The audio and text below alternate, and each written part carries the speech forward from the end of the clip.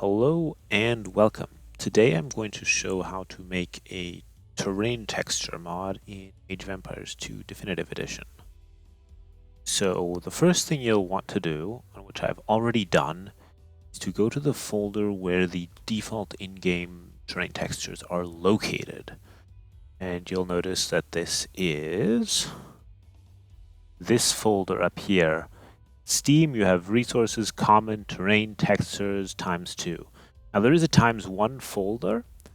However, that ×1 folder probably doesn't exist anymore on your game either. That one was never used. It was in the game files initially, but it doesn't exist anymore. This mods folder I just made myself, that you won't have either, but you will have this this 2x folder. So the terrain files are DDS files. This is an image format.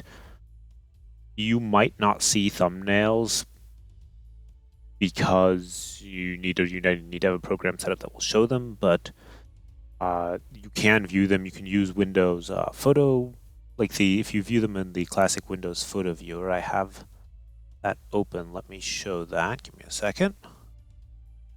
Then they look something like this, for example. And then you can, with this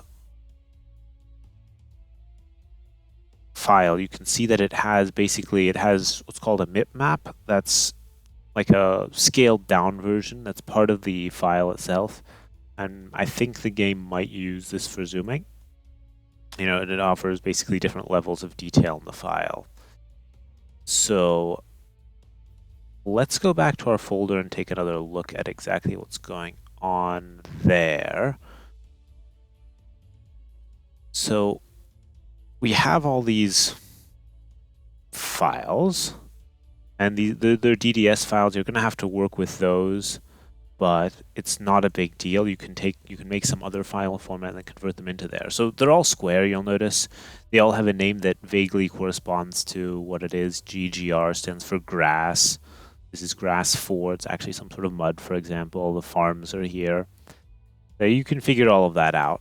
What we can do is we can sort them by size, and we'll notice that some of them are 248 by 248. That's the majority of them, actually. These are still that large, but then we get some of them are smaller as well. Starting right about here. These are 124 by 124. And then you have some of them that are even smaller, like the black one, that's only 512 by 512. If you're replacing these, they should still be square, but they can be whatever size you want. Probably a factor of 2 would make the most sense, I think. But you don't need to make them as large as the original ones. And in fact, for my grid mod, which we'll look at in a moment, I'll have all of them at 124 instead of 248. That just helps performance on people who have computers with lower specs, especially less RAM. Help prevent crashes on those systems. And you do lose some graphical fidelity, of course. So I think we've talked enough about this. These are the default terrain files. You can look at them, you can mess around with them. The next thing to do is to figure out how to mod them. So to do that, we're going to go to the game, which I already have open. There we go. And I think the easiest way probably to do this is just to subscribe to some existing terrain mod. So that way, that'll help you find the folder where these things are located. So for example, I've subscribed to my grid mod, which is it is just a terrain mod that has grid drawn onto the terrain. You can click on Open Directory, and that's going to open the folder where the mods are, because those aren't in the main game directory. They're instead in a different directory with your save games and so on. That's also where your mods are stored. So you click on that, you open that folder, which we're going to do. And once we've done that, give me a second. There we go. You'll end up here, for example, if you open my grid mod. So we did that. And now you can see there's some things here. These you can ignore. They'll be auto-generated anyway, but you can take a look. You have folder called, my grid mod, then you have a folder called resources in there, we have a folder called common in there, you have a folder called terrain, you have a folder called textures, and you have a folder called 2x. And then you have some terrain textures, which we're going to load in a moment. And what you'll note with this file path that we did is it mirrors the in-game, the folders, the file path for the actual in-game ones.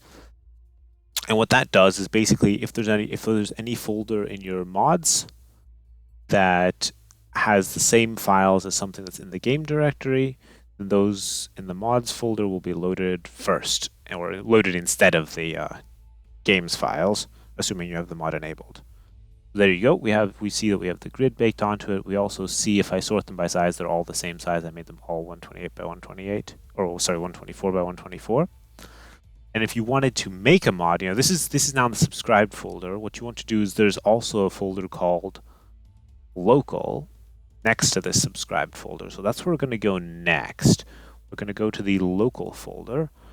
And in the local folder, you'll notice that I also have, I have my own grid mod there too, but basically in the local folder, you can make your own, that's where you're actually going to make the mod. So what you want to do there is you want to mirror the folder structure that the game directory has, resources, common, terrain, textures, x2. So this is the file path that you want to make. You can, whatever you want to name your mod, resources _ common, then you want terrain, then you want textures, then you want 2x.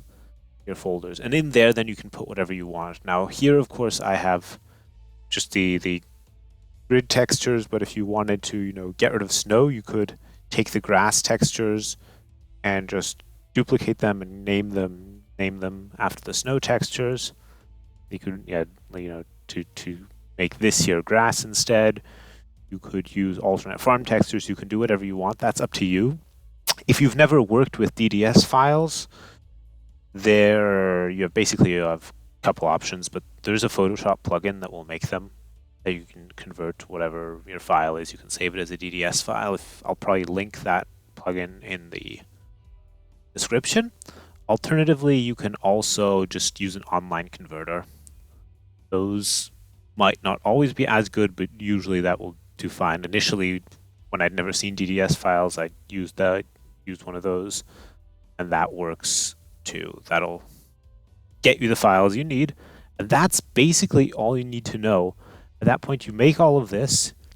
You've made this. You now have a local mod, and I guess we could look at how to publish a local mod in game. We can do that quickly too. So what we're going to do, we're going to go back to our game.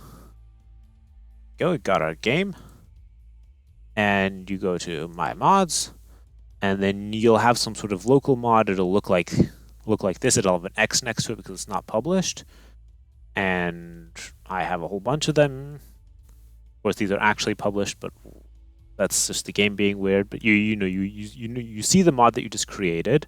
Make sure to restart your game with terrain mods to make them actually work. The game only loads those once.